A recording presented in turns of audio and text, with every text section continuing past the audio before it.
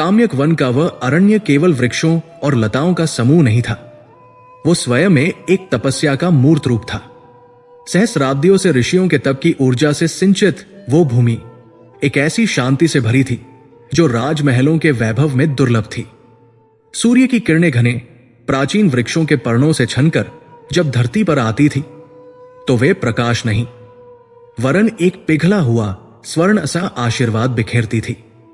वायु में जंगली पुष्पों की भीनी सुगंध, समिधा के लिए काटी जा रही शुष्क लकड़ियों की सौंधी गंध और कहीं दूर आश्रम के यज्ञ कुंड से उठते पवित्र हवि के धूम्र का मिश्रण था। यह वातावरण इंद्रियों को शांत करने वाला था, मन को अंतर्मुखी करने वाला था।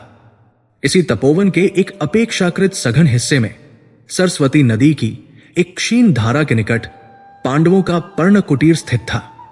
वो किसी राजा का अस्थायी शिविर नहीं, अपितु एक तपस्वी का आश्रम था।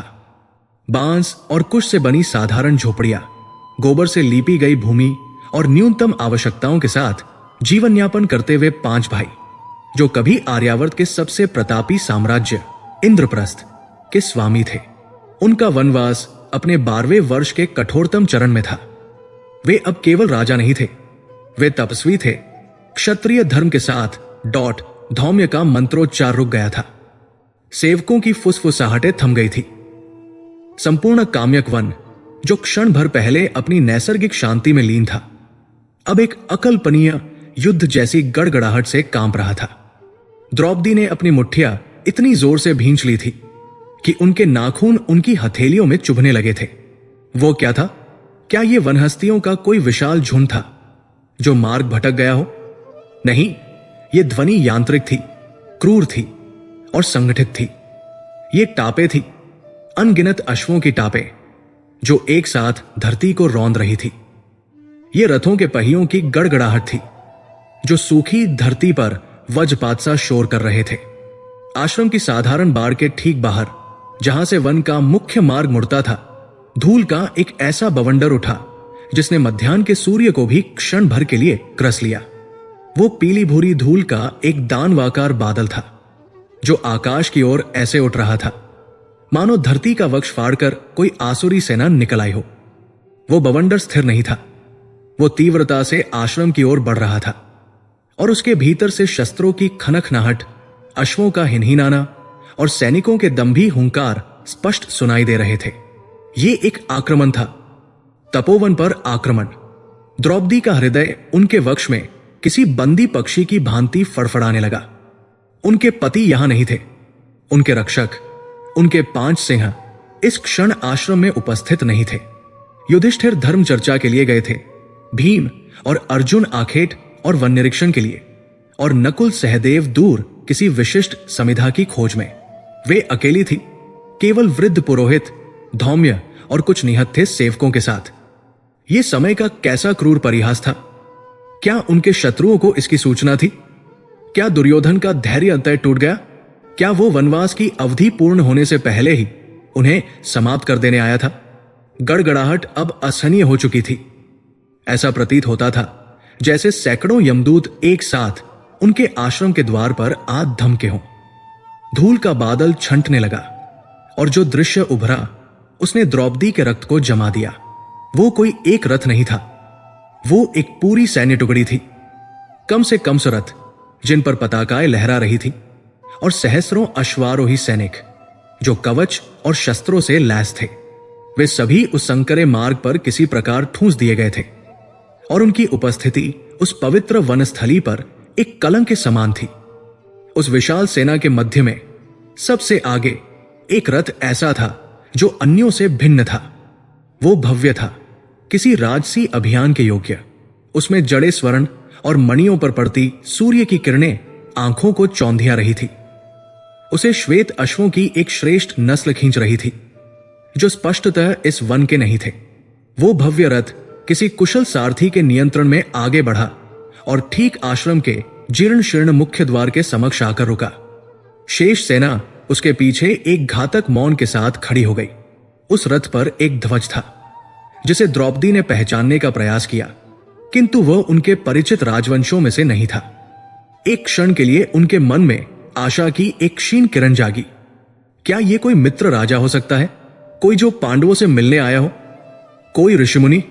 पर ऋषिमुनि इस प्रकार सेना लेकर नहीं चलते। मित्र राजा भी तपोवन की मर्यादा का इस प्रकार उल्लंघन नहीं करते। रथ का पर्दा हटा। धूल के धीरे धीरे बैठते गुबार के बीच से एक आकृति ने रथ से नीचे उतरने के लिए अपना पैर बढ़ाया। उस आकृति की प्रत्येक भंगिमा में शक्ति का, सत्ता का और एक असहनीय अहंकार का प्रदर्शन था। उसने जो उत्तरीय वस्त्र धारण किया था वो रेशम का था और उसके कंठ में मणियों का हार धूप में चमक उठा। ये कोई तपस्वी नहीं था, ये कोई साधक नहीं था, ये कोई ऐसा व्यक्ति था जो इस निर्जन वन में भी अपने ऐश्वर्य का प्रदर्शन करने आया था। द्रौपदी, जो अब तक स्तंभित खड़ी थी, अपनी पर्णकुटी के द्वार से ये सब देख रही थी। पुरोहित धौम्य अपने आसन से उठकर हाथ में केवल एक ब्रह्मदंड लिए उस आक्रांता का सामना करने के लिए बाहर आ चुके थे।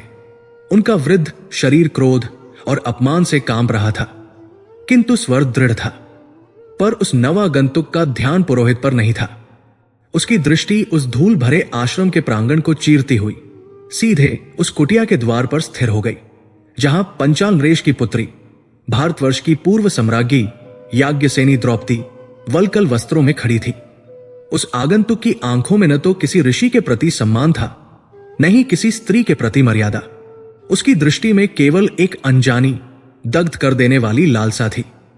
वो कौन था? ये कौन था जिसने पांडवों की अनुपस्थिति में, उनके ही आश्रम में, उनकी पत्नी के सम्मुख इस प्रकार खड़े होने का दुस्साहस किया था?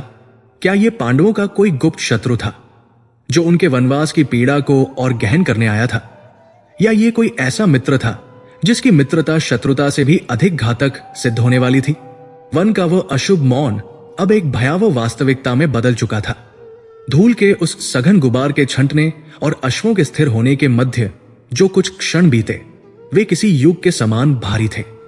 पुरोहित धौम्य अपने ब्रह्मदंड को थामे आश्रम के द्वार पर अड़े खड़े थे। उनकी श्वेत भ्रिकुटिया उस सैन्य प्रदर्शन पर क्रोध से तनी हुई थी। द्रौपदी अपनी पर्णकुटी के अंधकारमय द्वार पर ही ठिठकी रही। उनका श्वास मानो उनके कंठ में ही अटक गया हो। वो आगंतुक जो उस भव्य रथ से उतरा था, अब स्पष्ट दृष्टिगोचर हो रहा था। वो कोई साधारण सैनिक नहीं था, न ही कोई सेनापति। उसका ललाट एक भव्य स्वर्ण मुकुट से सुशोभित था, जिसमें जड़े माणिक्य मध्याह्न के सूर्य के प्रकाश में दमक रहे थे। उसके वक्ष पर एक चमचमाता हुआ स्वर्ण कवच था और कटी में एक रत्न जड़ित म्यानों वाली लंबी खड्ग लटक रही थी। उसके अंग से राजसी ऐश्वर्य और एक अविमिश्रित अहंकार छलक रहा था। उसने अपने उत्तरीय को, जो संभवतः चीन देश के शुद्धतम रेशम से बना था, अपने कंधे पर सवारा और आश्रम की धूल भरी भूमि पर अपने बहुमूल्य उपाना, जूते रखे। उसकी दृष्टि में कोई संकोच नहीं था, कोई मर्यादा नहीं थी। उसने वृद्ध धौम्य की उपस्थिति को लगभग अनदेखा कर दिया, जैसे वे कोई अदृश्य वायुपुंज हो। उसकी गिद्ध दृष्टि सीधे द्रौपदी पर केंद्रित थी, जो वल्कल वस्त्रों में भी अपने स्वाभाविक तेज से उस तपोवन को आलोकित कर रही थी। तभी द्रौपदी की स्मृति में एक कौंध हुई। उन्होंने इस मुख को पहले देखा था। ये चौड़ा ललाट, ये तीखी नासिका और ये क्रूरता मिश्रित दंभ, ये तो सिंधु नरेश जयद्रथ था, महाराज धृतराष्ट्र की एकमात्र पुत्री, दुर्योधन की बहन दूशला का पति। ये संबंध स्मरण आते ही द्रौपदी के मन की आशंका क्षण भर के लिए एक विचित्र से असमंजस में बदली। ये तो संबंधी था, परिवार का अंग था, भले ही वो कौरवों के पक्ष का था। इस प्रकार सेना लेकर आने का क्या औचित्य? क्या वो दूशला का कोई कुशलक्षेम का संदेश लाया था, या ये भी दुर्योधन के किसी षड्यंत्र का भाग था? जयद्रथ ने एक घृणा भरी दृष्टि से आश्रम की साधारण पर्णकुटियों को देखा, मानो उसे विश्वास नहीं हो रहा था कि इंद्रप्रस्थ के अधिपति ऐसी दरिद्रता में रह सकते हैं। फिर उसकी दृष्टि पुनः द्रौपदी पर अटकी। उसके मुख पर एक कुटिल मुस्कान उभरी, एक ऐसी मुस्कान जिसने द्रौपदी के अंतर्मन तक को कंपा दिया। ये एक संबंधी की मुस्कान नहीं थी, ये एक शिकारी की मुस्कान थी जिसने अपने शिकार को असहाय और अकेला पाया हो। सिंधु नरेश जयद्रथ, पुरोहित धौम्य ने अंततः उस असहनीय मौन को भंग किया। उनकी वाणी में एक पुरोहित की दृढ़ता थी, आप एक तपोवन की मर्यादा को अपनी इस विशाल सेना से भंग कर रहे हैं। पांडव इस समय आश्रम में नहीं है। आपके आगमन का प्रयोजन क्या है राजन? जयद्रथ ने हंसकर धौम्य को देखा, जैसे कोई वयस्क किसी शिशु को देख रहा हो। ऋषिवर, उसने अपने शब्दों को चबाते हुए कहा, मैं एक पवित्र तीर्थयात्रा पर निकला था। काम्यक वन की पवित्रता के विषय में बहुत सुना था, सो इस ओर चला आया। मुझे क्या ज्ञात था कि इस वन के एकांत में स्वयं देवी लक्ष्मी रूप बदलकर वल्कल वस्त्रों में निवास करती है। उसकी वाणी में व्यंग्य और लोलुपता का ऐसा मिश्रण था कि द्रौपदी का मुख क्रोध और अपमान से तमतमा उठा, किंतु द्रौपदी विवश थी। वो जानती थी कि जयद्रथ दुष्ट था, वो कौरवों का प्रिय था, किंतु इस क्षण वो आश्रम के द्वार पर एक अतिथि था, और अतिथि चाहे वो शत्रु ही क्यों न हो, उसका सत्कार करना गृहस्थ का, विशेषकर एक तपस्वी आश्रम का प्रथम धर्म था। अपने हृदय में उठते घृणा और भय के ज्वार को दबाते हुए द्रौपदी ने स्वयं को संयत किया। उन्होंने अपने पतियों से, विशेषकर युधिष्ठिर से, धर्म के सूक्ष्म रहस्यों को सीखा था। ये उनके धैर्य की परीक्षा थी। वे धीरे धीरे कुटिया के द्वार से बाहर आई। उनकी दृष्टि जयद्रथ पर नहीं, अपितु भूमि पर टिकी थी। आश्रम में आपका स्वागत है, सिंधु नरेश। उनकी वाणी शांत थी, किंतु उसमें एक दूरी थी। पांडव किसी कार्यवश बाहर गए हैं, वे शीघ्र ही लौटते होंगे। कृपया आसन ग्रहण करें। अतिथि धर्म के अनुसार हम आपका यथोचित सत्कार करने का प्रयास करेंगे। उन्होंने एक सेवक को जल लाने का संकेत किया। जयद्रथ की आंखें चमक उठीं। यह उसके लिए एक निमंत्रण था। उसने सोचा भी नहीं था कि उसका कार्य इतना सरल हो जाएगा। वो दंभ के साथ आगे बढ़ा। उसके सैनिक कवच खनखनाते हुए उसके पीछे पीछे आने लगे। ठहर जाओ, धौम्य ने पुनः गर्जना की। राजन, आश्रम की मर्यादा है, केवल अतिथि को भीतर आने की अनुमति है। आपकी इस शस्त्रों से लैस सेना को नहीं, उन्हें बाहर ही प्रतीक्षा करने को कहें। जयद्रथ क्षण भर को रुका। उसे एक वृद्ध तपस्वी से इस प्रकार के प्रतिरोध की आशा नहीं थी। उसकी भ्रिकुटियां चढ़ गई, किंतु फिर द्रौपदी के मुख की ओर देखकर वो पुनः मुस्कुराया। जैसा आप कहें ऋषिवर। उसने अपने सेनापति को हाथ के संकेत से सेना को पीछे ही रुकने का आदेश दिया। वो स्वयं अपने कुछ अंगरक्षकों के साथ आश्रम के उस छोटे से प्रांगण में आ गया, जहां एक वृक्ष की छाया में कुछ काठ के आसन रखे थे। सेवक ने कांच के पात्र में शीतल जल लाकर जयद्रथ के समक्ष रखा। जयद्रथ ने जल पात्र हाथ में लिया, किंतु उसका ध्यान जल पर नहीं था। उसकी कुदृष्टि निर्लज्जता से द्रौपदी के अंग प्रत्यंग का अवलोकन कर रही थी। वो देख रहा था कि वनवास के कष्ट, कठोर श्रम और तपस्वी जीवन ने भी द्रौपदी के दिव्य सौंदर्य को कम नहीं किया था, अपितु उसे एक ऐसे अलौकिक तेज से भर दिया था जो राजमहलों की विलासिता में दुर्लभ था। उसके उलझे हुए केशों में भी एक आकर्षण था। उसके साधारण वल्कल वस्त्र भी उसके लावण्यमयी देह को छिपा नहीं पा रहे थे। जयद्रथ की मति भ्रमित हो रही थी। वो दूशला के पति के रूप में यहां नहीं खड़ा था, वो एक कामांध पुरुष के रूप में खड़ा था, जिसने अपने जीवन में ऐसा अनुपम सौंदर्य कभी नहीं देखा था। उसने जल का एक घूंट भरा और पात्र को भूमि पर रखते हुए एक ऐसी धृष्टता की जिसकी कल्पना भी नहीं की जा सकती थी। उसने आतिथ्य सत्कार की उस पवित्र बेला को अपनी वासना से दूषित कर दिया।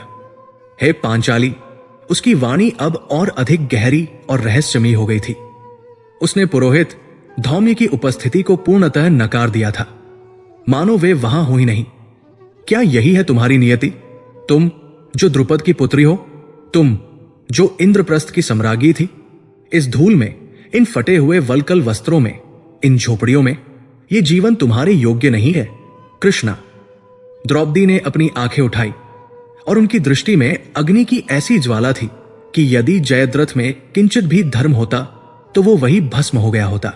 राजन, अपनी जिह्वा को संयम में रखें, उन्होंने चेतावनी दी। आप हमारे अतिथि हैं, उस मर्यादा का उल्लंघन न करें। किंतु जयद्रथ पर वासना का भूत सवार था। उसे लगा कि द्रौपदी की ये चेतावनी उसकी विवशता का प्रतीक है। उसे लगा कि पांडवों की अनुपस्थिति में वो अकेली है, भयभीत है। वो अपने आसन से उठ खड़ा हुआ और द्रौपदी की ओर एक पग बढ़ाया। भयभीत मत हो कल्याणी, उसने अपनी चिकनी चुपड़ी वाणी का प्रयोग किया। मैं तुम्हें इस नर्क से मुक्ति दिलाने आया हूं। मैंने तुम्हारी दुर्दशा देखी है। मैंने सुना है कि कैसे तुम्हें भरी सभा में अपमानित किया गया और तुम्हारे वे 5 पति, वे महारथी, सिर झुकाए देखते रहे। वे तुम्हें जुए में हार गए। जो पति अपनी पत्नी को जुए में दाव पर लगा दे, वो रक्षक कहलाने योग्य नहीं है। वे राज्यहीन है, श्रीहीन है, पराक्रमहीन है। जयद्रथ, द्रौपदी ने चीत्कार किया। ये असहनीय था। सत्य कटु होता है पांचाली। जयद्रथ हंसा। तुम इन वनवासी राज्यहीन पांडवों के साथ इस कष्ट में क्यों हो? क्या लाभ है ऐसी पतिव्रता होने से जिसका कोई फल न मिले? तुम्हारे इस यौवन और सौंदर्य का इस वन की धूल में क्या काम? तुम महलों में रहने के लिए जन्मी हो, दासियों से घिरी रहने के लिए, रत्नाभूषणों से सजी रहने के लिए। वो और निकट आ गया। उसकी आंखों में एक वीभत्स चमक थी। मेरी ओर देखो द्रौपदी, मैं सिंधुनरेश हूं। मेरा साम्राज्य विशाल है, मेरी सेना अजेय है, मेरा कोष अतुलनीय है। दुर्योधन मेरा मित्र है, हस्तिनापुर मेरा समर्थक है। मेरे पास वो सब कुछ है जो उन पांडवों ने खो दिया है। उसने एक क्षण के लिए विराम लिया, अपनी बात का विष द्रौपदी के मन में उतारने का प्रयास किया, और फिर उसने वो अमर्यादित प्रस्ताव रखा जिसने उस तपोवन की पवित्र वायु को भी कलंकित कर दिया। इन्हें त्याग दो, उसने लगभग फुसफुसाते हुए कहा। इन भिखारियों को, इन वनवासियों को भूल जाओ जिन्होंने तुम्हें अपमान के अतिरिक्त कुछ नहीं दिया। मेरे साथ चलो, इसी क्षण मेरी पटरानी बनकर सिंधु साम्राज्य का सुख भोगो। मैं तुम्हें अपने हृदय में वह स्थान दूंगा जो तुम्हें उन 5 से कभी नहीं मिला। तुम मेरी एकमात्र रानी होगी, सिंधु साम्राज्य की अधिष्ठात्री देवी। एक क्षण के लिए उस प्रांगण में वज्रपात सा सन्नाटा छा गया। पुरोहित धौम्य का शरीर कांप रहा था, किंतु वे इतने वृद्ध थे कि शस्त्रों से लैस राजा के विरुद्ध कुछ कर नहीं सकते थे। सेवक भय से पीछे हट गए थे। द्रौपदी की आंखों से 2 बूंद अश्रु नहीं, अपितु अग्नि के 2 स्फुल्लिंग टपके। ये केवल एक प्रस्ताव नहीं था, ये उनके सतीत्व पर, उनके प्रेम पर, उनके अस्तित्व पर सबसे घिनौना प्रहार था। ये द्यूत सभा के अपमान से भी बढ़कर था, क्योंकि वह प्रहार शत्रुओं ने किया था। यह प्रहार एक संबंधी के वेश में आए कायर ने किया था, वो भी उनके पतियों की अनुपस्थिति में। वो क्रोध से सिंहनी की भांति फुंकार उठी। उनका भय तिरोहित हो गया था, उनकी विवशता समाप्त हो गई थी। अब वहां केवल याज्ञसेनी द्रौपदी खड़ी थी, जो धर्म की रक्षा के लिए अग्नि से जन्मी थी। दुष्ट, नीच, अधम, उनकी वाणी किसी मंदिर के घंटे के समान उस पूरे आश्रम में गूंज उठी, इतनी तीव्र कि बाहर खड़े सैनिक भी चौंक गए। तेरी जिह्वा गल क्यों नहीं गई ये पापूर्ण शब्द कहते हुए? तूने मुझे क्या समझा जयद्रथ? क्या मैं कोई ऐसी वस्तु हूं जिसे कोई भी ऐरा गैरा आकर अपनी पटरानी बनाने का स्वप्न देख सकता है? तू दूशला का पति है, मेरे भाई के समान है, और तेरे मन में मेरे लिए यह कुत्सित भाव आया? धिक्कार है तेरे सिंधु राज्य पर, धिक्कार है तेरे क्षत्रिय जन पर। जयद्रथ, जो ऐसी प्रतिक्रिया के लिए तैयार नहीं था, बौखला गया। उसका मुस्कुराता मुख क्रोध से विकृत हो गया। द्रौपदी, वाणी को संयम दो, मैं तुम्हें एक अवसर दे रहा हूं। अवसर? द्रौपदी अठास कर उठी। तू मुझे अवसर देगा? रेकायर, तूने मेरे पतियों को राज्यहीन और वनवासी कहा। तुझे उनके पराक्रम का किंचित भी ज्ञान नहीं है। तू अभी जीवित केवल इसलिए खड़ा है क्योंकि वे यहां नहीं है। क्या तू धर्मराज युधिष्ठिर के धर्म के तेज को भूल गया, जो चाहे तो अपने सत्य और तप से तुझे अभी भस्म कर सकते हैं? क्या तू मेरे स्वामी वृकोदर भीम की गदा का स्मरण भूल गया, जिसने हिडिंब, बक और किरमीर जैसे दानवों को कीट पतंगों की भांति मसल दिया था? जिस भीम ने अकेले जरासंध का वध किया, उसके सम्मुख तू क्या है? उनका स्वर और ऊंचा होता गया, मानो वो जयद्रथ को नहीं अपितु वन के कणकण को अपने पतियों की गाथा सुना रही हो। और अर्जुन, मेरे स्वामी धनंजय, जिनके गांडीव की टंकार से देवराज इंद्र भी कांप उठते हैं, जिन्होंने अकेले खांडव वन में अग्निदेव को तृप्त किया और स्वयं महादेव से पाशुपतास्त्र प्राप्त किया, उनकी अनुपस्थिति में तू उनकी पत्नी पर कुदृष्टि डालने का साहस कर रहा है। और मेरे वे 2 अश्विनी कुमार पुत्र नकुल और सहदेव, जो अपनी खड्ग विद्या में अद्वितीय है, जो रूप में कामदेव और पराक्रम में यमराज के समान है। क्या तू उनका क्रोध सह पाएगा? द्रौपदी ने एक पग आगे बढ़ाया। उनकी आंखों की अग्नि से जयद्रथ भी एक पल को सहम कर पीछे हट गया। तूने मुझे सुख भोगने का प्रलोभन दिया सिंधुनरेश। तू क्या जाने सुख किसे कहते हैं। इस पर्णकुटी में अपने पतियों की सेवा करके मुझे जो सुख मिलता है वो तेरे जैसे सहस्रों राजाओं के साम्राज्य को मिलाकर भी प्राप्त नहीं हो सकता। जा, भाग जा यहां से, इससे पहले कि मेरे पति लौट आए, क्योंकि यदि उन्होंने तुझे यहां इस अवस्था में देख लिया तो कल का सूर्य देखने के लिए तू जीवित नहीं बचेगा। तेरी ये विशाल सेना उनके क्रोध के सम्मुख एक क्षण भी नहीं टिक पाएगी। ये तिरस्कार असहनीय था। ये केवल एक स्त्री का तिरस्कार नहीं था, ये एक राजा का, एक योद्धा का, सिंधुनरेश का अपमान था। वो भी उसकी पूरी सेना के समक्ष। भले ही वे बाहर थे, किंतु द्रौपदी की वाणी उन तक पहुंच रही थी। जयद्रथ का अहंकार, जो उसके विवेक पर पहले ही हावी था, इस अपमानजनक फटकार से बुरी तरह आहत हो गया। उसका चेहरा, जो पहले वासना से लाल था, अब क्रोध और प्रतिशोध की ज्वाला से काला पड़ गया था। उसकी मति, जो सौंदर्य देखकर भ्रमित हुई थी, अब वो अपमान से नष्ट हो चुकी थी। उसने द्रौपदी की चेतावनी को एक असहाय स्त्री की गीदड़ भकी समझा। पांडव दूर थे, ये वृद्धा पुरोहित उसका क्या बिगाड़ लेगा। ये निहत्थे सेवक, उसके पास शक्ति थी, सेना थी। उसने अपने अंग रक्षकों की ओर देखा। उसकी कुटिल मुस्कान लौट आई, किंतु इस बार वो और भी भयावह थी। अपमान, उसने धीरे से कहा। एक राजा अपमान नहीं सहता। पांचाली, तुमने मेरे प्रेम प्रस्ताव को ठुकराकर बहुत बड़ी भूल की है। तुमने मेरे पौरुष को ललकारा है। उसका हाथ अपनी खड्ग की मूठ पर चला गया। वो जानता था कि पांडव दूर है। वो समझ गया था कि ये अकेली स्त्री केवल शब्दों से लड़ सकती है। एक अभिमानी राजा इस अपमान को कैसे सह सकता था। वो अपनी शक्ति का प्रयोग करने के लिए उद्यत हो गया। उसका अगला कदम उस तपोवन के इतिहास का सबसे काला अध्याय लिखने वाला था। द्रौपदी की वाणी, जो उनके पतियों के पराक्रम का उद्घोष कर रही थी, उस तपोवन के शांत वातावरण में वज्रपात के समान गूंजकर अभी शांत भी नहीं हुई थी कि जयद्रथ के मुख का भाव बदल गया। वो मुख, जो क्षण भर पहले वासना और फिर अपमान से विकृत हुआ था, अब एक पाश्विक, स्थिर निश्चय से भर गया। उसकी आंखों में जो किंचित मात्र भी भय या संकोच था, वो द्रौपदी के तिरस्कार की अग्नि में जलकर भस्म हो गया था। ये अपमान उसके मर्म स्थल पर लगा था। वो सिंधु का राजा था, हस्तिनापुर के सम्राट का संबंधी था, और उसे एक वनवासिनी राज्यहीन स्त्री ने उसकी सहस्रों सैनिकों की सेना के समक्ष ललकारा था। उसे कायर और नीच कहा था। उसके अहंकार का सर्प, जो द्रौपदी के सौंदर्य से मोहित था, अब अपमानित होकर अपना फन फैला चुका था। उसे अब द्रौपदी का प्रेम नहीं चाहिए था, उसे अब प्रतिशोध चाहिए था। उसे अब यह सिद्ध करना था कि जिन पांडवों के बल पर वो स्त्री इतना उछल रही थी, वे इस क्षण उसे बचाने में अक्षम थे, और वो जयद्रथ जो चाहे कर सकता था। उसका हाथ, जो खड्ग की मूठ पर था, वो कस गया। उसकी नसें तंग गई। उसने एक सर्पिल दृष्टि पुरोहित धौम्य पर डाली, जो अपने ब्रह्मदंड को थामे आने वाले संकट को भांप कर कांप रहे थे। उसने उन असहाय सेवकों को देखा जो भय से जड़ हो चुके थे, और फिर उसने द्रौपदी को देखा जो अभी भी क्रोध से प्रज्वलित थी, अपनी रक्षा के लिए अपने ही तेज पर निर्भर। जयद्रथ के होठों पर एक क्रूरतम मुस्कान उभरी। प्रेम का प्रस्ताव अस्वीकृत, उसने धीरे से फुसफुसाया, मानो स्वयं से कह रहा हो। तो अब बल का प्रयोग ही शेष है। उसने अपना मुख अपने अंगरक्षकों की ओर घुमाया, जो उसके एक संकेत की प्रतीक्षा कर रहे थे।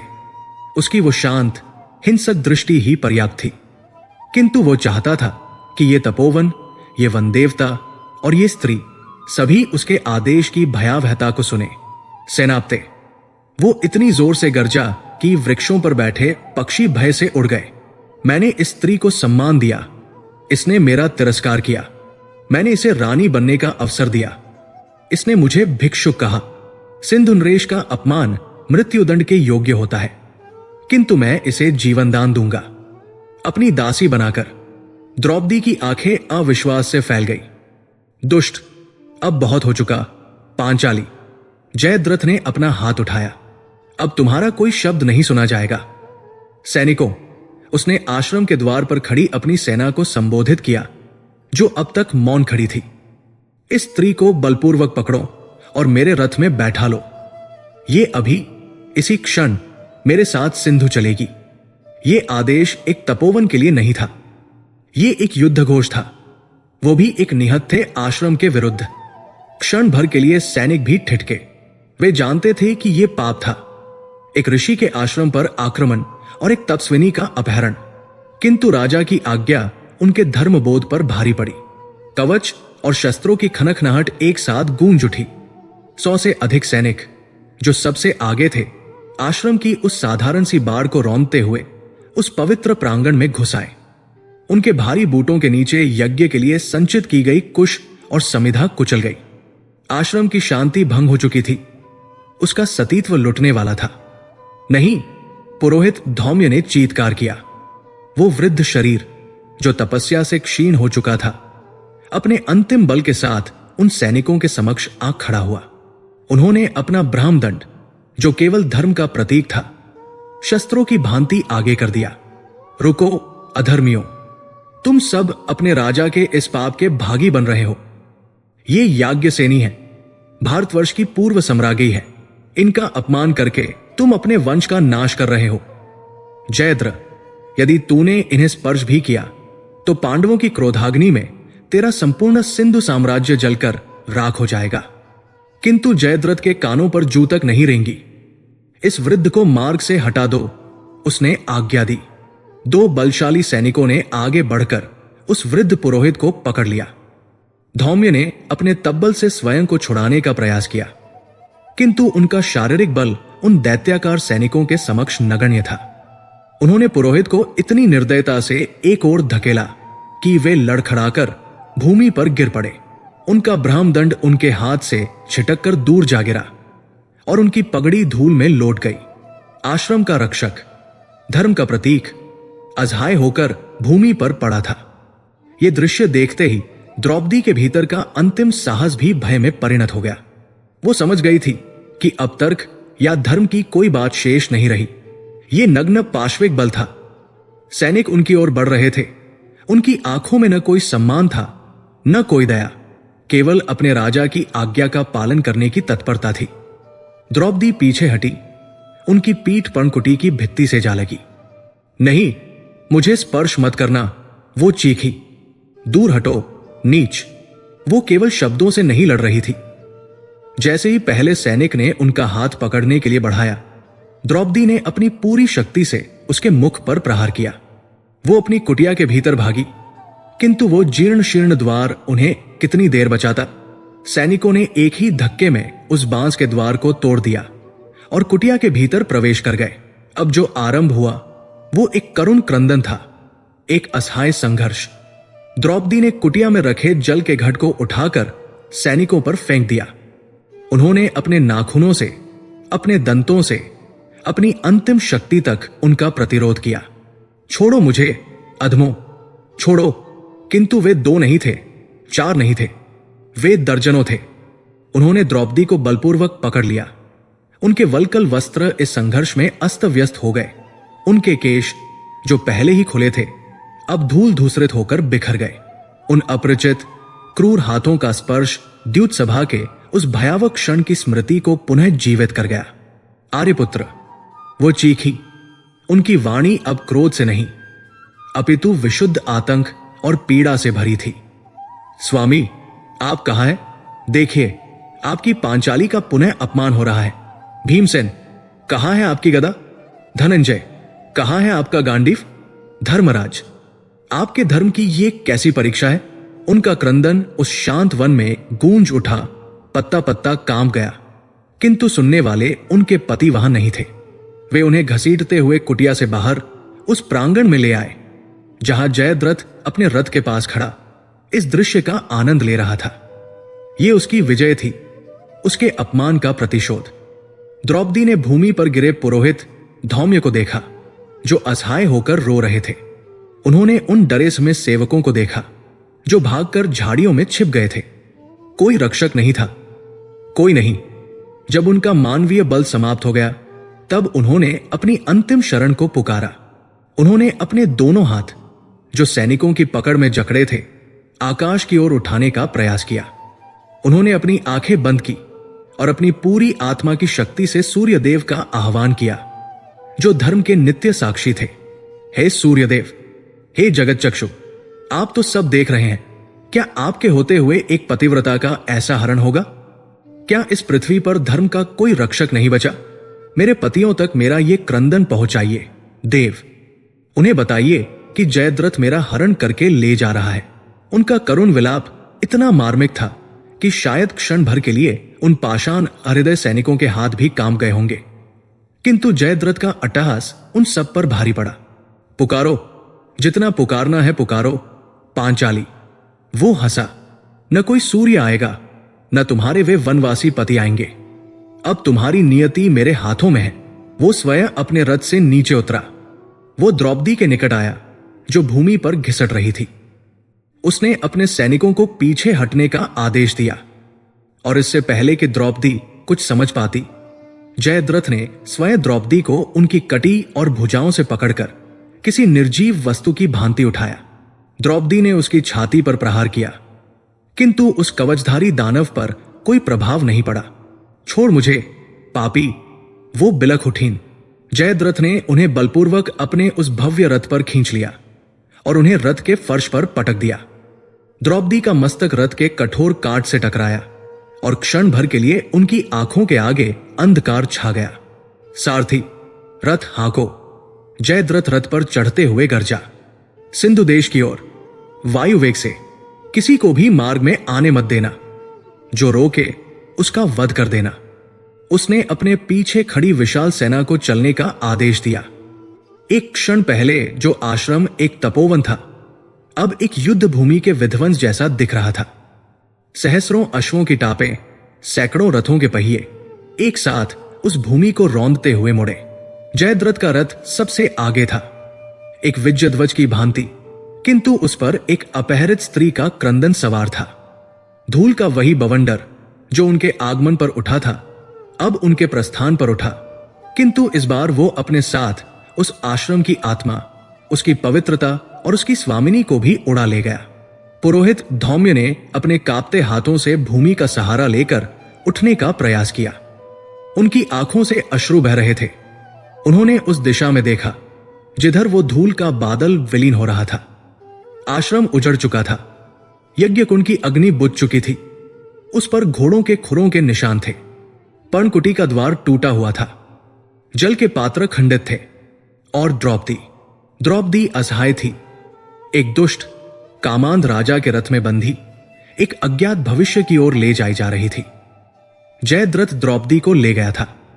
वन में पुनः वही अशुभ शांति छा गई, किंतु ये शांति अब तपोवन की नहीं, श्मशान की शांति थी। पांडव अभी भी अपने कार्यों से नहीं लौटे थे। उन्हें कब पता चलेगा? वे जब लौटकर इस उजड़े हुए आश्रम को देखेंगे तो उनके हृदय पर क्या बीतेगी? क्या वे समय पर अपने सतीत्व की रक्षा कर पाएंगे, या इतिहास एक बार फिर स्वयं को दोहराएगा और द्यूत सभा के बाद द्रौपदी को एक और अपमान का घूंट पीना पड़ेगा? वो भी अपने पतियों की अक्षमता के कारण। वन के वृक्ष मौन थे, किंतु वायु में द्रौपदी का अंतिम असहाय क्रंदन अभी भी गूंज रहा था। भीमसेन। सायंकाल की छायाएं काम्यक वन के वृक्षों को दीर्घ से दीर्घतर करने लगी थी। सूर्य, जो कुछ क्षण पहले तक तपोवन पर अपनी सीधी किरणें डाल रहा था, अब पश्चिम के क्षितिज की ओर झुक रहा था और उसकी आभा रक्तिम हो चली थी। यह वन में लौटने का संकेत था। गहन अरण्य के भिन्न भिन्न मार्गों से 5 आकृतियां अपने आश्रम की ओर लौट रही थी। वे पांडव थे, अपने नित्य के श्रम से थक, किंतु मन से शांत। भीमसेन के विशाल कंधे पर एक विशाल वनवरा, जंगली सुअर पड़ा था, जो आज के आखेट का फल था। उनके दूसरे हाथ में यज्ञ के लिए काटी गई मोटी समिधाओं का एक गट्ठर था। अर्जुन अपने अचूक संधान से कुछ वन पक्षियों का शिकार कर चुके थे, जो उनके कटिबंध से लटक रहे थे। नकुल और सहदेव, जो वन की दुर्लभ औषधियों और कंदमूल फल की खोज में सबसे दूर निकल गए थे, अपने करंड टोकरियों को भरे हुए एक दूसरे से वार्तालाप करते हुए लौट रहे थे। सबसे पीछे किंतु सबसे स्थिर गति से धर्मराज युधिष्ठिर चल रहे थे। उनका मुख समीप के एक ऋषि आश्रम में हुई धर्म चर्चा के संतोष से दीप्त था। वे सभी उस बिंदु पर एकत्रित हुए जहां से पगडंडी उनके आश्रम की ओर मुड़ती थी। वे अपनी पर्णकुटी की शांति में लौटने को आतुर थे, जहां कृष्णा द्रौपदी उनकी प्रतीक्षा कर रही होती। वे कल्पना कर रहे थे कि वे अपने आखेट को उनके समक्ष रखेंगे और वो अपनी चिरपरिचित स्नेह भरी झूंझलाहट के साथ कहेंगी, इतना श्रम क्यों करते हैं आर्यपुत्र। और फिर वे उन सभी के लिए भोजन का प्रबंध करने में जुट जाएंगी। ये उनके वनवास का कठोर किंतु अब अभ्यस्त हो चुका क्रम था। किंतु आज कुछ भिन्न था। जैसे ही वे आश्रम के मुख्य मार्ग पर मुड़े, जहां से उनकी कुटिया दृष्टिगोचर होनी चाहिए थी, भीमसेन के चरण ठिठक गए। उनके जैसे विशालकाय योद्धा के अकस्मात रुकने से उनके पीछे आते अर्जुन भी रुक गए। क्या हुआ भ्राता? अर्जुन ने पूछा। भीम ने अपने कंधे से उस मृत वराह को भूमि पर पटक दिया। उनकी घ्राण शक्ति, सूंघने की शक्ति किसी भी वन्यपशु से अधिक तीव्र थी। उन्होंने वायु को सूंघा। वायु में कुछ अशुद्ध है। वे गुर्राए। ये जंगली पुष्पों की गंध नहीं है, ये अश्वों के स्वेद, पसीने और लोहे की गंध है। और धूल, बहुत अधिक धूल। युधिष्ठिर भी अब उनके समीप आ गए थे। उनकी दृष्टि ने वो देखा जो भीम ने सूंघा था। इतनी शांति क्यों है? उन्होंने कहा। उनकी वाणी में एक अज्ञात भय का प्रथम कंपन था। इस समय तक तो आचार्य धौम्य के सायंकालीन मंत्रोच्चार का स्वर आना चाहिए था। यज्ञ कुंड का धूम्र भी दिखाई नहीं दे रहा। नकुल ने आगे बढ़कर देखा। मार्ग देखिए भ्राताश्री। नकुल की वाणी काम गई। वो पगडंडी जो प्रतिदिन उनके और वन प्राणियों के चलने से बनी थी, अब ऐसी दिख रही थी मानो उस पर हाथियों का कोई विशाल झुंड अनियंत्रित होकर दौड़ा हो। भूमि बुरी तरह रौंद दी गई थी। पांचों भाई अब दौड़े। उन्होंने अपने आखेट, अपने फल सब वही भूमि पर त्याग दिए। उनका हृदय किसी अनिष्ट की ऐसी आशंका से धड़क रहा था जैसी द्यूत क्रीड़ा के उस दुर्भाग्यपूर्ण दिवस के पश्चात कभी नहीं हुई थी। वे उस खुले स्थान पर पहुंचे जहां उनका आश्रम था, और जो दृश्य उन्होंने देखा उसने उनके पैरों के नीचे से भूमि खींच ली। वो उनका आश्रम नहीं था, वो एक विध्वंस था, एक बवंडर का अवशेष। आश्रम के चारों ओर लगाई गई कांटों और बांस की साधारण बाड़ टूटी हुई थी, स्थान स्थान पर उखड़ी पड़ी थी, मानो किसी विशाल सेना ने उसे रौंद दिया हो। प्रांगण की भूमि जिसे द्रौपदी प्रतिदिन गोबर से लीपती थी, अब सहस्रों अश्वखुरों और रथों के पहियों के चिन्हों से पटी पड़ी थी। वो पवित्र यज्ञ कुंड जिसकी अग्नि उन्होंने कभी शांत नहीं होने दी थी, बुझा हुआ था, और उसकी पवित्र राख चारों ओर बिखरी थी, सैनिकों के बूटों से कुचली हुई। जल के वे पात्र जिन्हें नकुल और सहदेव प्रतिदिन नदी से भरकर लाते थे, फूटे पड़े थे, समिधाएं बिखरी हुई थी। किंतु ये सब उस भयावता का एक अंश मात्र था। उनकी पर्णकुटी, द्रौपदी की कुटिया, उसका द्वार, वो बांस का द्वार जिसे उन्होंने स्वयं अपने हाथों से बनाया था, टूटे हुए तिनकों की भांति बिखरा पड़ा था। कृष्णा, भीमसेन ने एक ऐसी चीत्कार की जो केवल एक चीत्कार नहीं थी, वो एक घायल सिंह की दहाड़ थी जिसने अपनी गुफा को उजड़ा हुआ पाया हो। वे सभी उस टूटी हुई कुटिया की ओर भागे। भीतर का दृश्य और भी हृदय विदारक था। वो छोटा सा स्थान जिसे द्रौपदी ने अपने स्नेह और परिश्रम से एक घर बनाया था, तहस-नहस था। भोजन पकाने के पात्र उल्टे पड़े थे। अदब का भोजन भूमि पर बिखरा था। एक कोने में रखे द्रौपदी के वल्कल वस्त्र जो उन्होंने अतिरिक्त रखे थे, फटे हुए थे और कीचड़ में सने थे। ऐसा प्रतीत होता था कि वहां एक युद्ध लड़ा गया हो, एक घोर संघर्ष हुआ हो, और द्रौपदी वहां नहीं थी। नहीं, ये नहीं हो सकता। युधिष्ठिर के मुख से केवल यही शब्द निकल सके। वे वही द्वार पर घुटनों के बल बैठ गए। उनकी आंखों के समक्ष द्यूत सभा का दृश्य घूम गया। वे पुनः अपनी पत्नी की रक्षा करने में असफल रहे थे। तभी आश्रम के सेवकों में से एक, जो भय के मारे एक घनी झाड़ी के पीछे छिप गया था, उन्हें देखकर बाहर निकला। वो रो रहा था, बुरी तरह कांप रहा था। महाराज, महाराज, अनर्थ हो गया, कहां है धौम्य? अर्जुन ने अपनी कांपती वाणी को स्थिर करने का प्रयास करते हुए पूछा। कृष्णा कहां है?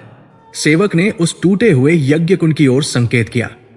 वहां धूल और राख में सने पुरोहित धौम्य अचेत नहीं थे, किंतु इतने हताश और अपमानित थे कि उनमें उठने की शक्ति भी शेष नहीं रही थी। उनका ब्रह्मदंड उनसे दूर पड़ा था, उनकी पगड़ी भूमि पर थी। पांचों पांडव उस वृद्ध तपस्वी के पास पहुंचे। सहदेव ने दौड़कर नदी से अपने कमंडलू में जल भरा और पुरोहित के मुख पर छींटे मारे उन्हें सहारा देकर बिठाया। धौम्य की आंखें खुली। अपने रक्षकों को, अपने यजमानों को अपने समक्ष देखकर उनका संचित दुख, अपमान और क्रोध अश्रुओं के रूप में फूट पड़ा। आचार्य, क्या हुआ? युधिष्ठिर ने उनके कंधे पकड़कर झकझोर दिया। किसने किया ये? कौन था वो? और पांचाली कहां है? धौम्य ने अपने अश्रु पोंछने का प्रयास किया। उनकी वाणी, जो वेदों के उच्चारण से पवित्र थी, अब प्रतिशोध की ज्वाला से कांप रही थी। वो आया, सिंधुनरेश, जयद्रथ। ये नाम सुनते ही पांचों भाइयों के शरीर में रक्त जमसा गया। जयद्रथ, दूशला का पति, दुर्योधन का बहनोई, वो उनका संबंधी था। उस दुष्ट ने, धौम्य की वाणी रुंध गई। उसने तपोवन की मर्यादा को अपनी सेना से रौंद दिया। महाराज, वो हजारों सैनिकों के साथ आया था। पुरोहित धौम्य ने उन्हें पूरी घटना बताई। उन्होंने बताया कि कैसे जयद्रथ ने द्रौपदी के एकांत का लाभ उठाया। उन्होंने उसके उन कुत्सित शब्दों को दोहराया जो उसने द्रौपदी से कहे थे। उसने पांचाली के समक्ष प्रस्ताव रखा। धौम्य ने घृणा से कहा, उसने कहा, इन राज्यहीन पांडवों को त्याग दो और मेरी पटरानी बनकर सिंधु का सुख भोगो। ये सुनते ही भीमसेन के नथुने फड़कने लगे। उनकी मुट्ठियां इतनी जोर से भिंच गई कि उनके नाखूनों ने उनकी हथेलियों में रक्त बहा दिया। धौम्य कहते रहे, किंतु आपकी पत्नी ने उसे सिंहनी की भांति दुत्कारा। उन्होंने उसे कायर कहा, उसे आपके पराक्रम का स्मरण कराया। उन्होंने उसे चेतावनी दी कि यदि आपने उसे देख लिया तो वो जीवित नहीं बचेगा। अर्जुन की आंखें गर्व से चमक उठीं, किंतु अगले ही पल वे आशंका से भर गई। किंतु वो नीच, धौम्य का स्वर टूट गया। वो उस तिरस्कार को सहन नहीं सका। उसका अहंकार आहत हो गया। उसने अपने सैनिकों को आज्ञा दी, इस स्त्री को बलपूर्वक रथ में बैठा लो। पुरोहित ने बताया कि कैसे उन्होंने, एक वृद्ध ब्राह्मण ने उसे रोकने का प्रयास किया और कैसे सैनिकों ने उन्हें निर्दयता से धकेलकर भूमि पर गिरा दिया। उन्होंने उस संघर्ष का वर्णन किया जो द्रौपदी ने अकेले उन सैनिकों के साथ किया। वो चीखती रही, महाराज, धौम्य रो पड़े। वो आपको पुकारती रही, भीमसेन, आर्यपुत्र, धनंजय। वो सूर्यदेव का आह्वान करती रही, किंतु वे पापी उसे बलपूर्वक घसीटते हुए ले गए। जयद्रथ ने स्वयं उसे उठाकर अपने रथ पर पटक दिया और अपनी सेना के साथ सिंधु की ओर भाग निकला। एक क्षण के लिए, केवल एक क्षण के लिए, उस उजड़े हुए आश्रम पर एक ऐसी मृत शांति छा गई जो किसी भी तूफान से अधिक भयावह थी। पांचों पांडव स्तंभित थे। उनके कानों में केवल धौम्य के अंतिम शब्द गूंज रहे थे। उसे उठाकर अपने रथ पर पटक दिया और फिर वो विस्फोट हुआ। ये भीमसेन थे। उनके मुख से कोई शब्द नहीं निकला। उनके कंठ से एक ऐसी अमानवीय गर्जना निकली जो किसी मनुष्य की नहीं, अपितु प्रलय के मेघ की हो सकती थी। उनकी आंखें, जो द्रौपदी के लिए सदैव स्नेह से भरी रहती थी, इस क्षण रक्त के दो दहकते हुए कुंड बन गई थी। उनके शरीर की प्रत्येक मांसपेशी तन गई थी और ऐसा प्रतीत होता था कि उनका शरीर इस क्रोध के आवेग से फट पड़ेगा। जयद्रथ, वे केवल इतना ही गुर्रा सके। उन्होंने भूमि पर पड़े अपने उस विशाल गदा को उठाया जिसे वे आखेट से लौटते समय सहज ही ले आए थे। उन्होंने उस गदा को अपने दोनों हाथों से अपने शीश के ऊपर उठाया। एक क्षण के लिए वे प्रलय के रुद्र की भांति प्रतीत हुए और फिर अपनी पूरी शक्ति, अपने पूरे अपमान, अपनी पूरी पीड़ा को संचित करते हुए उन्होंने उस गदा का पृथ्वी पर ऐसा प्रहार किया जैसा पहले कभी नहीं किया था। धड़ाम। वो ध्वनि नहीं थी, वो वज्रपात था। जिस स्थान पर गदा ने प्रहार किया था वहां की भूमि कई हाथ गहरी फट गई।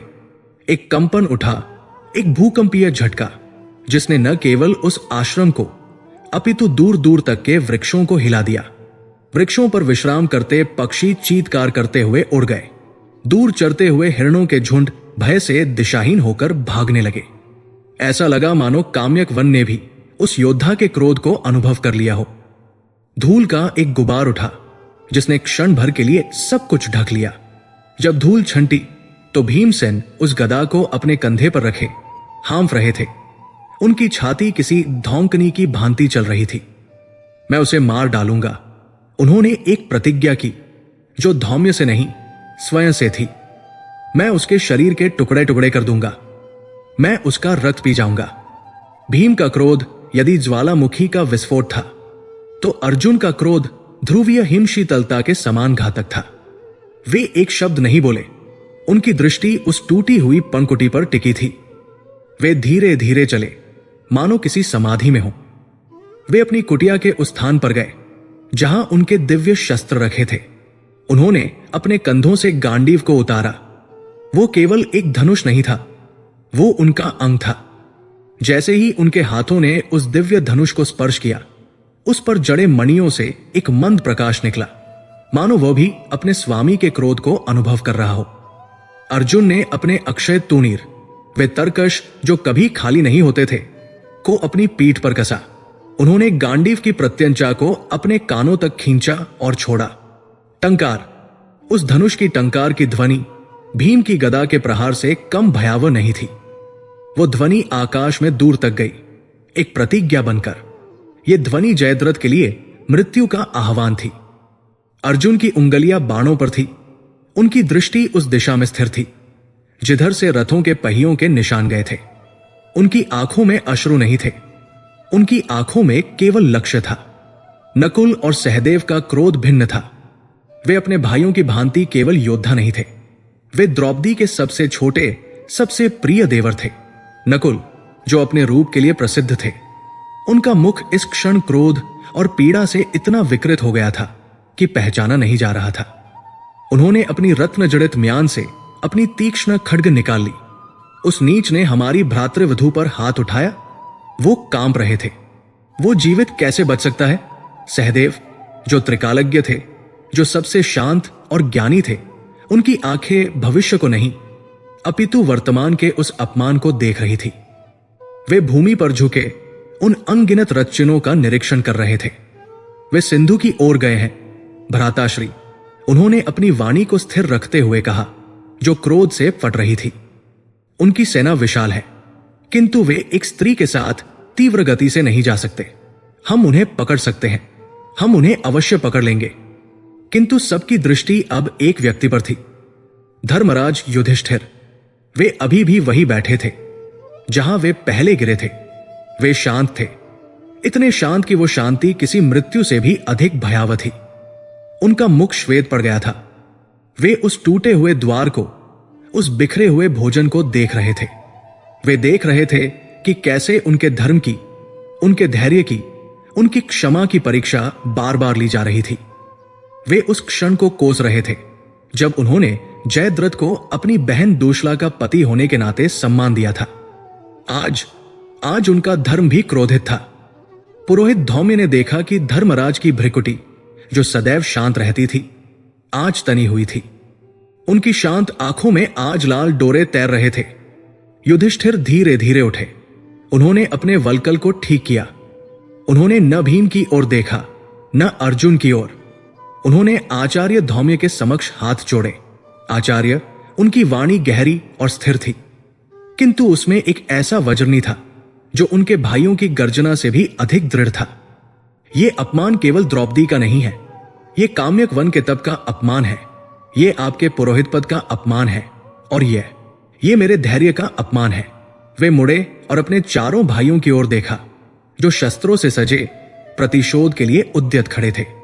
हम अभी प्रस्थान करेंगे, युधिष्ठिर ने आज्ञा दी, किंतु वो एक राजा की आज्ञा नहीं, अपितु एक आहत पति का निर्णय था। हम उस पापी का पीछा करेंगे, हम अपनी पत्नी को वापस लाएंगे। उन्होंने एक क्षण का विराम लिया और फिर वह प्रतिज्ञा की जिसने उस सायंकाल को इतिहास में अंकित कर दिया। आज धर्मराज युधिष्ठिर ने कहा, उनकी दृष्टि उस पथ पर टिकी थी जहां से जयद्रथ गया था। या तो जयद्रथ का वध होगा या हम द्रौपदी को ससम्मान वापस लाएंगे। उसके और हमारे बीच अब केवल मृत्यु का अंतर है। वो हमारे क्रोध से नहीं बच सकता। ये एक घोषणा थी। धर्मराज ने आज धर्मदंड उठा लिया था। चलो, भीमसेन ने अपनी गदा को कंधे पर घुमाया। जैसा आप कहें भ्राताश्री। अर्जुन ने अपना गांडीव साध लिया। नकुल और सहदेव ने अपनी खड्ग म्यान से बाहर निकाल ली। वे पांचों भाई जो क्षण भर पहले थके हुए वनवासी थे, अब प्रलय के 5 रुद्रों के समान प्रतीत हो रहे थे। उन्हें रथों की आवश्यकता नहीं थी, उन्हें सेना की आवश्यकता नहीं थी। वे उस उजड़े हुए आश्रम से बाहर निकले और उस दिशा में दौड़ पड़े जिधर सहदेव ने संकेत किया था। वे भूमि पर नहीं दौड़ रहे थे, वे मानो वायु पर तैर रहे थे। उनका क्रोध, उनका अपमान और द्रौपदी की पीड़ा उन्हें ऐसी गति दे रही थी जो किसी भी अश्व या रथ से तीव्र थी। पांडवों ने पीछा आरंभ कर दिया था। उनकी गति वायु से भी तीव्र थी, उनका क्रोध अग्नि से भी अधिक प्रचलनशील। वे 5 थे और उनका शत्रु एक पूरी सेना। क्या जयद्रथ की वो विशाल सेना जिसने एक निहत्थे आश्रम को रौंद दिया था, इन 5 महायोद्धाओं के संगठित क्रोध को रोक पाएगी जिनके साथ स्वयं धर्म खड़ा था? वन का अंधकार गहरा हो रहा था, किंतु पांडवों की आंखों में प्रतिशोध की ज्वाला उस अंधकार को चीर रही थी। काम्यक वन के उस उजड़े हुए आश्रम से जो 5 आकृतियां निकली थी, वे मनुष्य नहीं थे। वे अपने शुद्धतम आदिम रूप में प्रतिशोध की साकार ज्वालाएं थी। वे धर्मराज युधिष्ठिर के नेतृत्व में नहीं, अपितु अपनी पत्नी के अपमान से आहत 5 पतियों के रौद्र क्रोध के नेतृत्व में दौड़ रहे थे। जयद्रथ का रथ, जिसे सिंधु देश के सर्वश्रेष्ठ अश्व खींच रहे थे, अपनी पूरी गति से भाग रहा था।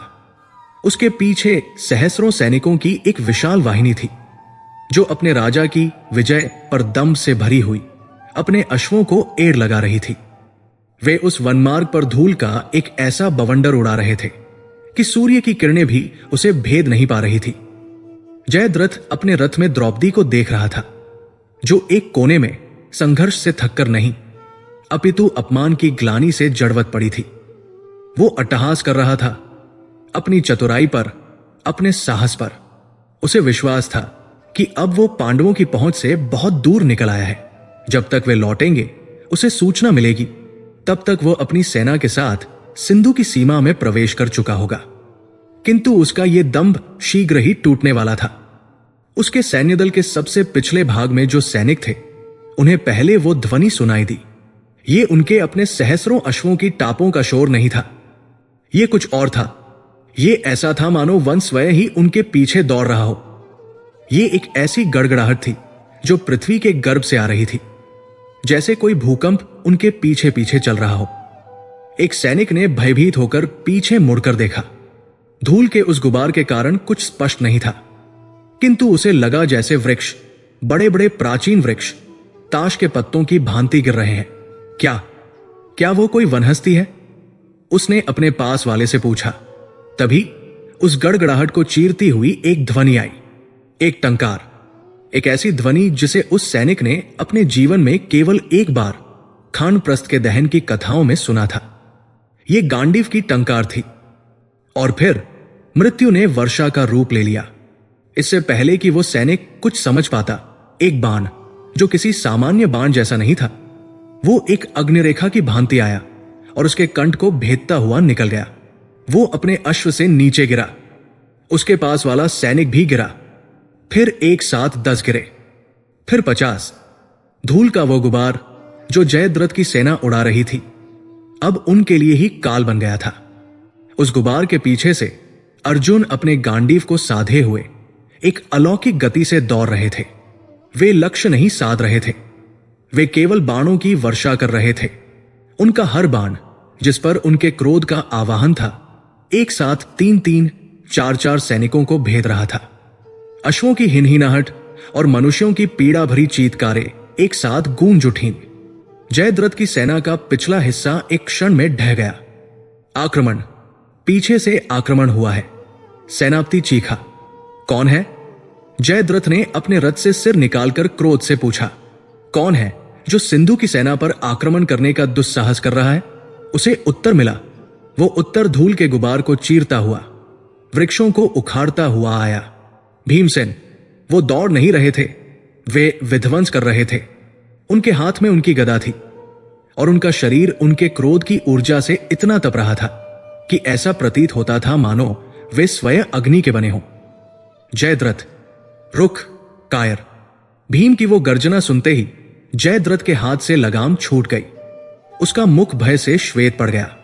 उसने अपनी आंखों से देखा कि भीमसेन ने मार्ग में आए एक रथ को, जिसमें 4 अश्व जुते थे, अपनी गदा के एक ही प्रहार से चकनाचूर कर दिया। अश्व और सैनिक हवा में ऐसे उछले जैसे वे लकड़ी के खिलौने हों। सेना, रोको उसे! उस दानव को रोको! जयद्रथ चीखा। 100 से अधिक श्रेष्ठ योद्धा जो उसके अंगरक्षक थे, अपने रथों को मोड़कर भीम का सामना करने के लिए आगे बढ़े। ये उनके जीवन की अंतिम भूल थी। भीमसेन उस सैन्य व्यूह में एक लौहदंड की भांति घुस गए जो मक्खन के ढेर में घुसता है। उन्होंने एक सैनिक को उसके अश्व सहित उठाया और दूसरे रथ पर फेंक दिया। उन्होंने अपनी गदा को इतनी तीव्रता से घुमाना आरंभ किया कि एक वातचक्र बवंडर का निर्माण हो गया, जिसमें रथ, मनुष्य और शस्त्र खिंचे चले आते और चूर्ण होकर बिखर जाते। उनका रौद्र रूप देखकर जयद्रथ की सेना का साहस टूट गया। सैनिक जो क्षण भर पहले एक स्त्री का अपहरण करके विज्जगर्व में चूर थे, अब अपने प्राण बचाने के लिए दिशा विदिशा में भागने लगे। एक ओर से अर्जुन अपने बाणों से कालवृष्टि कर रहे थे, दूसरी ओर से भीमसेन अपनी गदा से सहार मचा रहे थे और उनके पीछे नकुल और सहदेव अपनी खड्गों से उन भगोड़ों को काट रहे थे जो इन दोनों के प्रहार से बच निकलते। उनकी जोड़ी ऐसी थी मानो 2 भूखे सिंह आखेट कर रहे हों। और उन सब के मध्य अपने हाथ में एक प्रज्वलित भाला लिए धर्मराज युधिष्ठिर चल रहे थे। वे प्रहार नहीं कर रहे थे, उनकी आवश्यकता नहीं थी। उनका धर्म क्रोध ही उनके भाइयों को वो बल दे रहा था जो सहस्रों हाथियों में भी नहीं था। उनकी दृष्टि केवल एक ही स्थान पर टिकी थी, जयद्रथ का वो भव्य रथ जिस पर उनकी पत्नी बंधी थी। जयद्रथ ने यह देखा। उसने देखा कि उसकी अजेय सेना, जिसे लेकर वो तीर्थ यात्रा के बहाने निकला था, इन 5 वनवासियों के समक्ष तिनकों की भांति बिखर गई थी। सहस्रों सैनिक कुछ ही क्षणों में या तो मृत पड़े थे या अपने प्राण लेकर भाग गए थे। वो समझ गया कि द्रौपदी की चेतावनी सत्य थी। वो समझ गया कि वो इन मनुष्यों से नहीं अपितु स्वयं देवताओं के पुत्रों से भिड़ गया था। जयद्रथ को प्राणदान तो मिल गया था, किंतु उसका क्षत्रिय अभिमान, उसका पौरुष, उसका सर्वस्व काम्यक वन की उस धूल में सदा के लिए चूर चूर हो गया था। क्या यह कहानी यहां समाप्त होती थी, या ये अपमान जो मृत्यु से भी भयंकर था एक ऐसे प्रतिशोध को जन्म देगा जो द्यूत सभा के अपमान से भी अधिक घातक सिद्ध होगा? वन की वायु उस भावी प्रलय की आशंका से मानो सहम गई थी।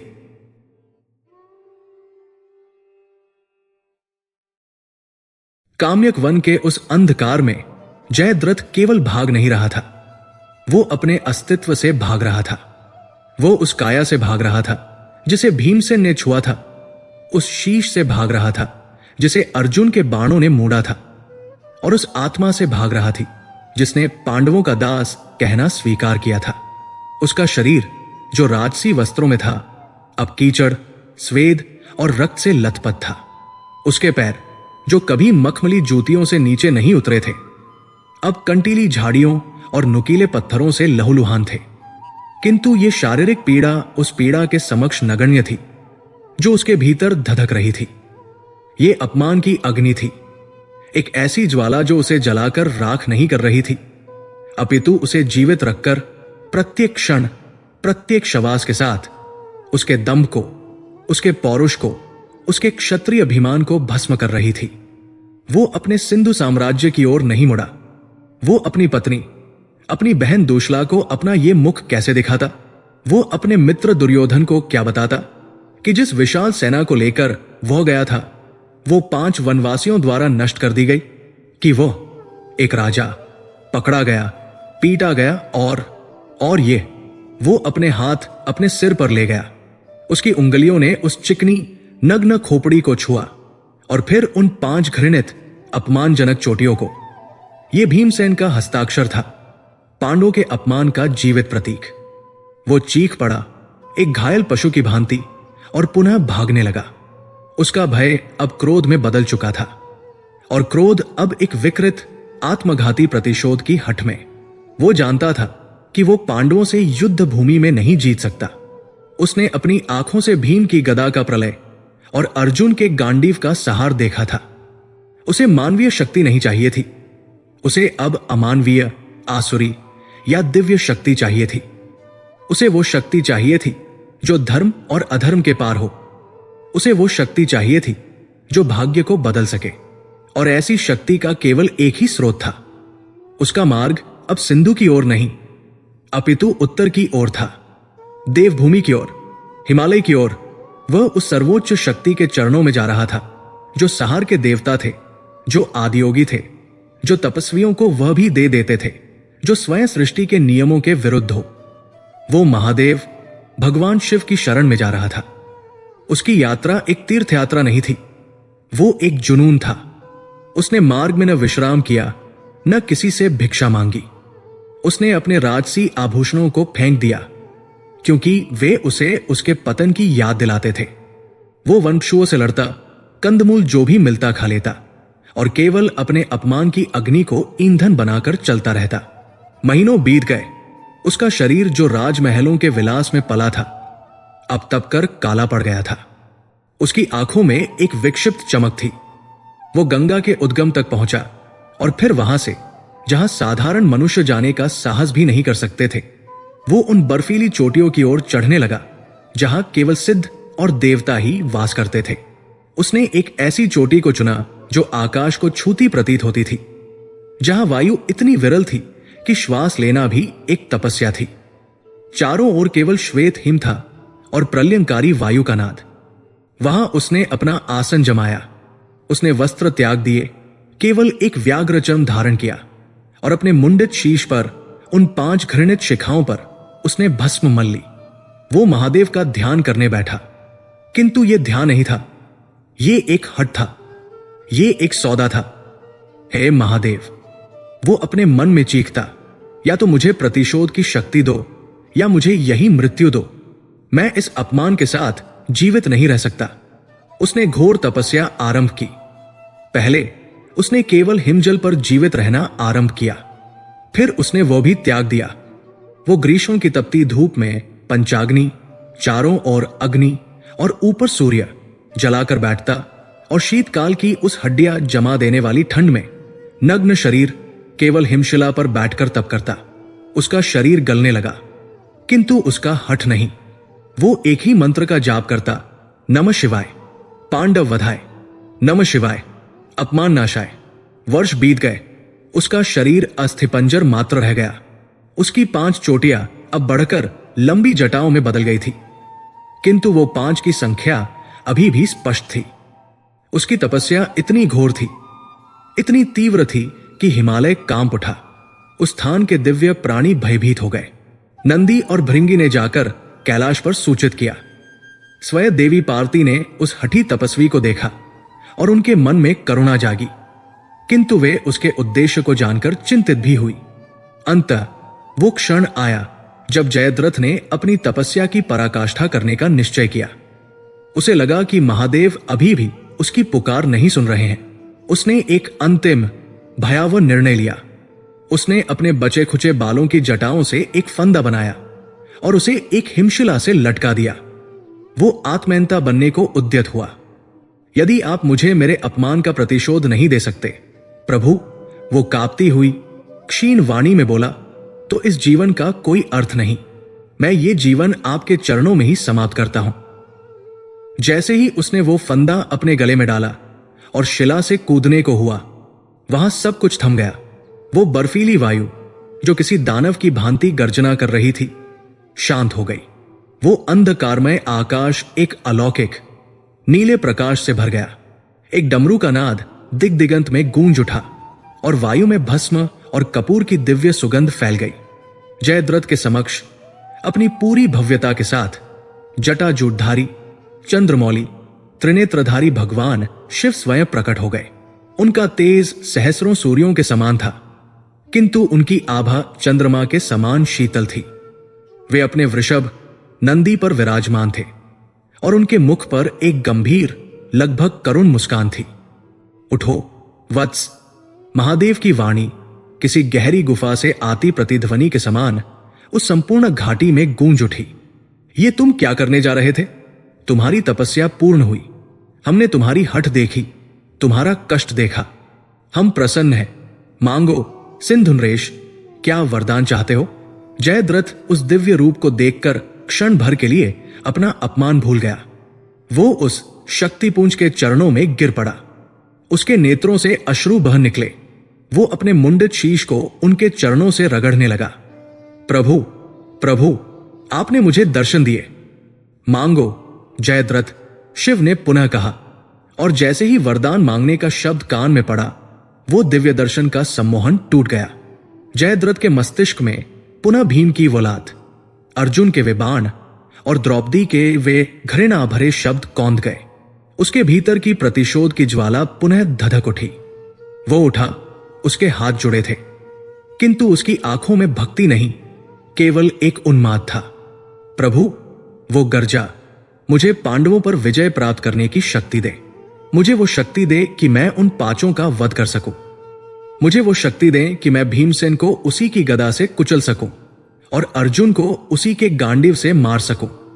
मुझे मेरे अपमान का प्रतिशोध चाहिए महादेव। मुझे पांडवों की मृत्यु चाहिए। उसकी इस भयावह मांग को सुनकर महादेव के मुख की मुस्कान लुप्त हो गई।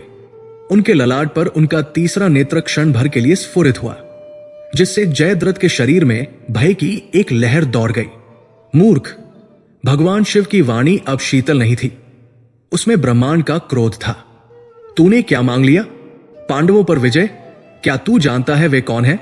युधिष्ठिर स्वयं धर्म का पुत्र है, भीम पवन पुत्र है, अर्जुन इंद्र पुत्र है, नकुल और सहदेव अश्विनी कुमारों के अंश है।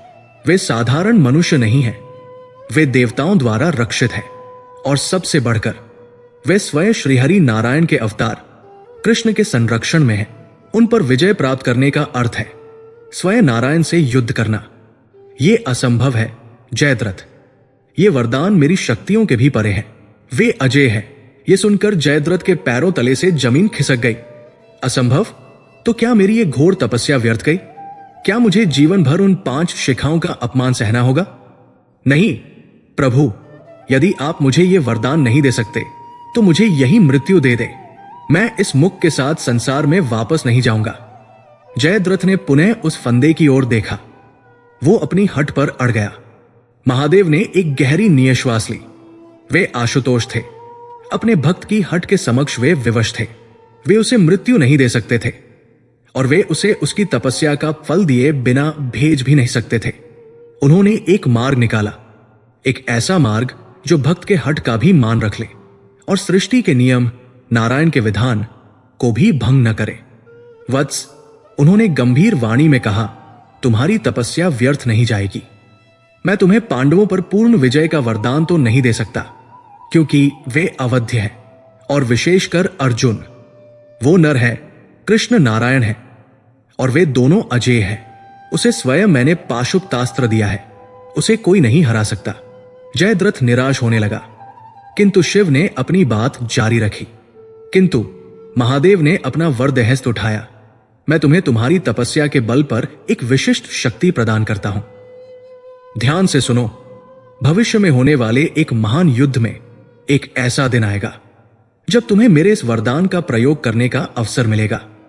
उस युद्ध में तुम केवल एक दिन के लिए, केवल एक दिवस के लिए अर्जुन को छोड़कर, महादेव ने इन शब्दों पर बल दिया, अर्जुन को छोड़कर शेष 4 पांडवों को, युधिष्ठिर, भीमसेन, नकुल और सहदेव को रोक पाने में समर्थ होगे।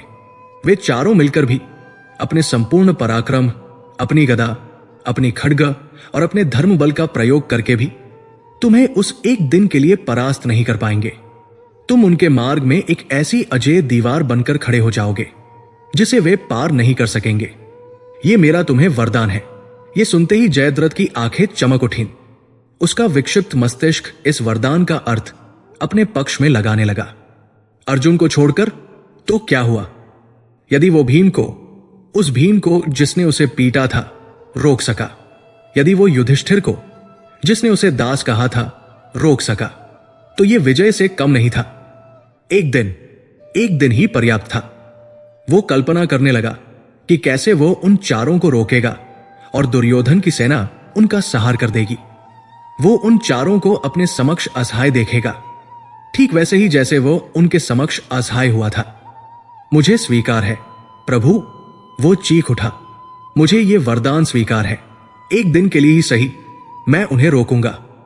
मैं उन्हें उनके घमंड का उत्तर दूंगा।